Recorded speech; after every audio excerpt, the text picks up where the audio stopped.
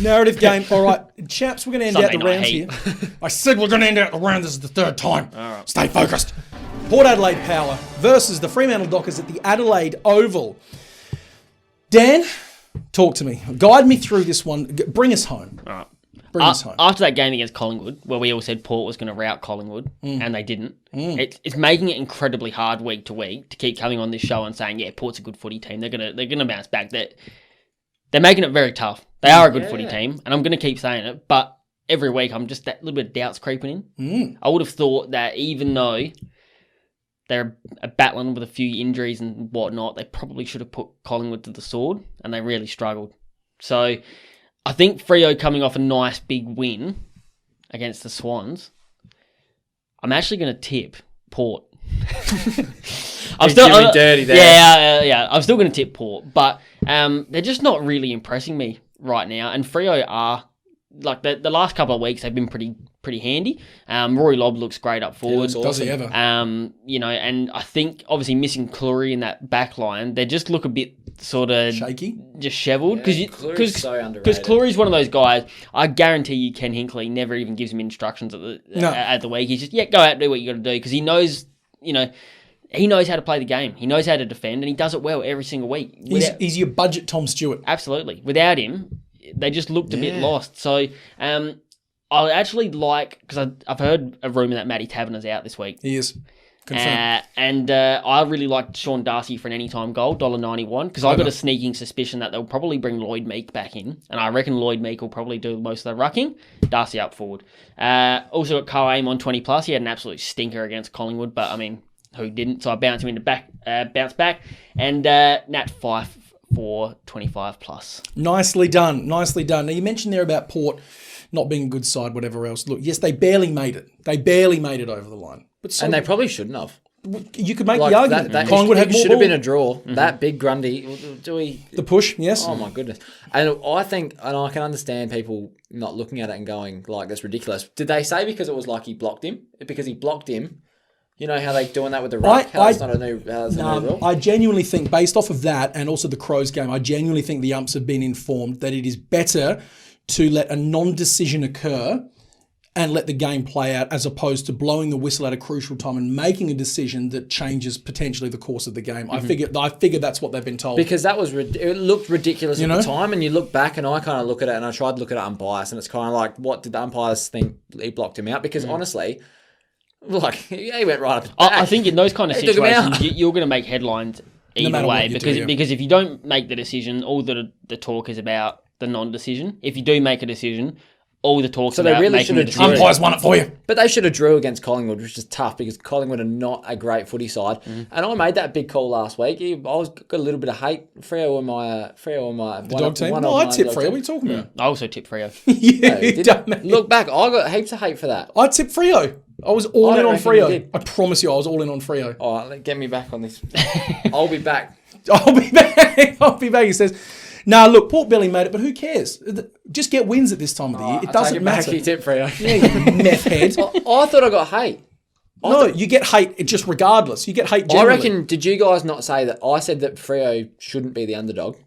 I don't remember what you said 10 minutes ago, much as what you said last week. I reckon I got some heat somewhere. Whoever gave me hate for tipping Freo.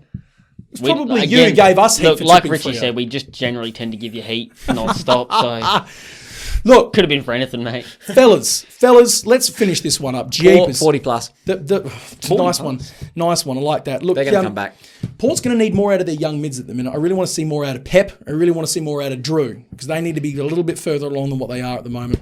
I'm keen as hell to see Fife v Wines in the middle. That's good. I suspect Fife might go forward a bit, but he's just going to be too valuable in the centre, so he won't go forward for very long. Brayshaw should be back, so we might see Fife push a little bit more forward, but we'll see. Maybe. You did say about the Port mid as well. Rosie's been getting absolute heat in the media this week. But that's how you get him back into form. Put him in the midfield and say, play the game there, son. Play the game there now. Big true. Play the game there now. Look, Port's forward line is just going to be too tall. Now look at Buddy. Buddy was one tall man in a Sydney forward line, and he ran riot. Rough shot, yep. Ran riot in there. Port's got Dixon, who's been... But it's still Dixon. You can't ignore the man. Mm-hmm. You can't ignore him. They've got Georgiades, also very tall. They've got Marshall, also very tall. Mm-hmm. They've got Laddams, who will probably fling in there at some point in exchange for Dixon, also very tall. 4 very tall men. They need to make a decision on either Laddams, on Marshall or Georgiades, and just roll with either one or neither. I would have thought so, but look, all they have to, Power's forward line is going to be too tall, and they're getting the win here, 1-39 for mine. Now, Port win if they can actually find a forward structure that works and stick to it. Yep. Now, for mine, Dixon should be the stay-at-home full forward. Leave him down there. He's big enough and strong enough. He can take one-on-ones. Yep. That leaves your more athletic blokes like Georgiades and Marshall who can run. Marshall's got an elite tank on him. Mm-hmm. Lets them push up the flanks. Lets them push up to centre-half forward, take marks, bomb it in. That's what they'll do best. Yep. Marshall is not a one-on-one deep forward player. Not at all. So play to your strengths, Port. Play to your strengths. Damn. Whereas Freo, they can win it if they just win it at the coalface. What did we see when it came to pressure, and particularly midfield pressure, from Collingwood on the weekend? They were besting, or at least, And Freo play footy like that. Yeah, Freo play their footy. As I say every week, they're crisp. When they play good footy, real crisp, real nice to watch. And they are grinders. They run for 4 quarters. And if they were just a little bit, I think if they just had a little bit more experience, they could give Port a real tough run here. But I feel like Port are going to fire up big time. I agree. And put it up them. I agree. But so there you go. It's all before him. Last little bet to get it out the way. It is Sir Doug Nicholls' round. Stephen Motlop. He's let me down the last 2 weeks. No goals. He won't this time. He's not doing. No way. At home, fans. Doug Nicholls, guarantee the family will be in attendance as they should be, and we love to see that. He's getting a goal. Yep. Same with Mickey Walters. He'll have a goal. Yep. Sun. Yep. Comes from Sejuna. He does, and he loves Sun. He loves Doug Nicholls more than just about anybody. So. He always gets up for these games, and I bloody love that, because when he's on, he's on. Big slobby lobby, Rory Lobb, anytime goal. He had about 4 last week. Love that. 5.25, Monday 25. That's $8 altogether. Not bad. And that is that. And that is that. That is that. Thank you very much for joining us here in the Red Centre for round 11 of this AFL season 2021. If you're watching on YouTube, like and subscribe. Subscribe, baby. Like and subscribe. Big fat S's. Where's the button? I think the button's there, possibly. Like and subscribe. Down here somewhere. Very, very or good. even over there, wherever it is. Like and subscribe, please. Tell a mate. Tell one friend about the show. Tell your friends. Come on, it's Spread the banned. love. Spread the love. I don't dress up like this every week. For you guys not to subscribe. I was going to say you don't do it for fun, but I was like, yeah, you do. Yeah, he does. He does in the bedroom. He does in the bathroom. If we get by the end of the season, if we get 500 subscribers, there will be an Armchair Advisor 5-man calendar. Starring one man. I'm neither. Not involved in that old shit. Starring the bus. How do folks get in touch with us, Dan? Facebook, as Armchair Advisors. Instagram, Twitter, Armchair AD. Go there, DM us, send us whatever. We just love hearing it. We love hearing anything. It's the best. Just get around us. Please, we're begging. We're absolutely begging you. No, we're not desperate though, but we are a little bit. Take care. We'll see you next week. Uluru.